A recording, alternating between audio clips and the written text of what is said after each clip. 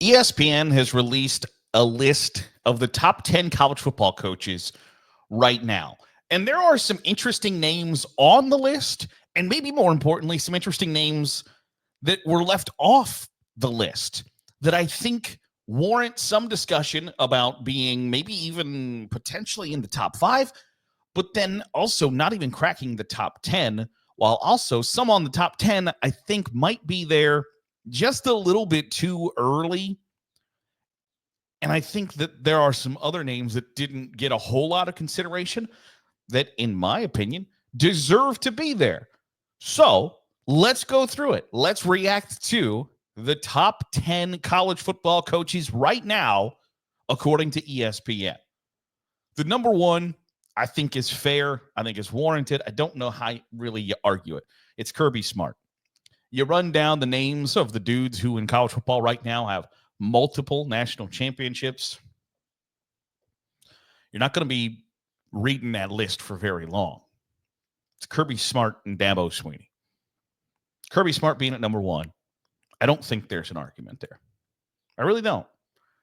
Dabo Swinney being at number 3, while Ryan Day is at number 2, is an interesting situation because Ryan Day, some could argue, and I don't think that argument is fair, valid, or warranted. Some could argue that had the Buckeyes lost to Tennessee in the first round of the college football playoff, that Ryan Day wouldn't be the head coach of Ohio State any longer. I think that that's ridiculous. Poppycock. I think no matter what had happened against Tennessee, Ryan Day, if he wanted to be Ohio State's head coach in 2025, was going to be. There's a lot of consternation in Buckeye Nation about the way that the Michigan game went, and he was basically enemy number 1 for Ohio State fans. And now, according to ESPN, he's the second best coach in sports. Crazy how that works out. Dabo Swinney, number 3. I don't think that's far off. And here's where I start to lean into like, okay, maybe it's a bit too early. Like, for Marcus Freeman to be at number 4 feels a little bit Notre Dame biasy to me. It feels like I think that has more to do with the Golden Domes than Marcus Freeman. I think Marcus Freeman is a very good coach. I think that it is a matter of when, not if, Notre Dame wins a national championship under Marcus Freeman, to tell you the truth. I think that highly of him. But is he the 4th best coach in college football right now? I don't think so. I think that's a little early. I think Steve Sarkisian has earned being in the conversation for top 5. Whether he's a top 5 coach or not, I'm kind of on the fence. I think what he has done at Texas has been really remarkable, especially when you look through the folks who couldn't or didn't have much success at Texas. For him to kind of resurrect them to where, under Tom Herman, there was Texas is back. Texas is back under Steve Sarkisian. There is no question about it. Texas is back, and he has had a lot to do with that and deserves a lot of credit. Whether he's top 5, I don't rightly know. For Dan Lanning to be at number 6 and Kalen DeBoer to be at number 7 feels somewhat incorrect, especially when you look at historically, and historically might not be the right word, over the course of the last 20 years, where Oregon has been versus where Washington has been. And Kalen DeBoer had Washington in the national championship game. Taking Washington to the national championship game is a lot more difficult than taking Texas to the Final Four.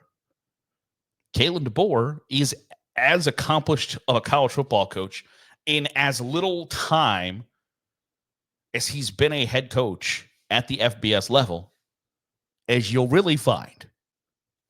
The dude wins everywhere he goes. And like Marcus Freeman, in my opinion, it is a matter of when, not if, Kalen DeBoer wins a national championship at Alabama. And I don't think that people that love the Crimson Tide feel that that's the case right now. But I think it's pretty cut and dry that somebody who has won everywhere he's been, literally everywhere he's been, we're talking University of Sioux Falls, everywhere he's been, is likely to win at Alabama. I would put Kalen DeBoer above Dan Lanning. And I don't think that's a hot take. The final 8, 9, 10, James Franklin at Penn State is number 8. There's a subsection of fans who will tell you that Penn State has underachieved under James Franklin, and I don't agree with that. I think Penn State has appropriately achieved under James Franklin. Because to me, Penn State is right there kind of with Auburn, and I'm trying to think of maybe who else is in that, the top of the B tier of college football, where at their best, they can be an A-tier program. They can have A-tier program results, but more often than not that they are a B-tier program. And that flies in the face of the tradition and the history that Penn State has. And I've mentioned this before as well, that I don't think it's a coincidence that a lot of programs that were independents for a long time, your Miami's, Penn States, Florida States of the world, joined conferences and suddenly saw their stature diminish. I don't think that that's a coincidence. But Penn State is a B-tier program to me. Now, there's a top of the B tier, and they've had B-tier results. Made the college football playoff. Lost in a difficult way to Notre Dame. Made the college, James Franklin has won the Big Ten. When Urban Meyer was the head coach at Ohio State, James Franklin beat Ohio State, won the Big Ten. They've had A-tier results sporadically, but they've been consistently B-tier program. That's just what Penn State is, and I think it's fair to wonder if that's what James Franklin is. Is James Franklin a B-tier head coach leading a B-tier program? Because if you get an A-tier head coach, if Kirby Smart was the head coach at Penn State, if Dabo Swinney Ryan Day was the head coach at Penn State, can they achieve A-tier results more frequently? Yeah, I think so. And I think it's fair to question whether James Franklin deserves to be on the top 10 coaches list. But due to longevity, sustainability, and consistency for the most part, I don't have a problem with him being in the top 10. I think Kyle Whittingham might be criminally underrated because he is Utah. And I know last year was not the year everybody thought Utah was going to have. They were a trendy pick to place in the college football playoff, and they didn't sniff it. But we don't talk about Utah over the course of the last 20 years if it's not for Kyle Whittingham being really good at his job. Because that's a more difficult place than I think people think it is to win, because Kyle Whittingham's just done it so consistently and easily during his tenure.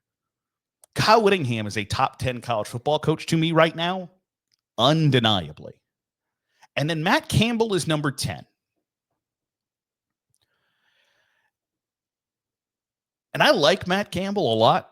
I think if you were to, he comes up in every A-tier coaching hire, right? Because he has outperformed at times expectations at Iowa State. Now, the hype hasn't matched the success for Matt Campbell. Now, that being said, Iowa State hasn't won a conference championship since like Warren G. Harding was the president. And that's not an exaggeration. They have not won a conference championship in more than 100 years. So I think you pump the brakes on, well, he hasn't really achieved at Iowa State. Perhaps of the Power 4 programs, the most difficult place to be successful. The recruiting base, niche. The fan base, significantly smaller than their in-state counterpart. They play in a conference where they are a somewhat geographical outlier.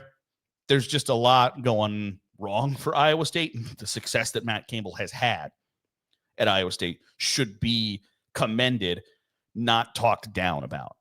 So with those top 10 names, obviously not everybody gets into the top 10, but there were some really interesting guys that didn't make it into the top 10 that I think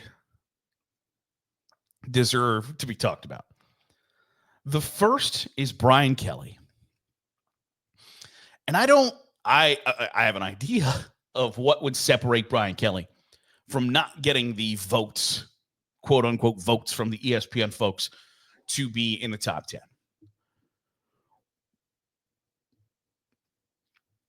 Has slightly underachieved at LSU. And you could argue that that feels like a ridiculous statement because, like, they've had a Heisman Trophy winner. They've been in the conversation for the college football playoff and in the conversation for the SEC championship, and yet haven't gotten over that hump yet, which I don't know is 100% fair.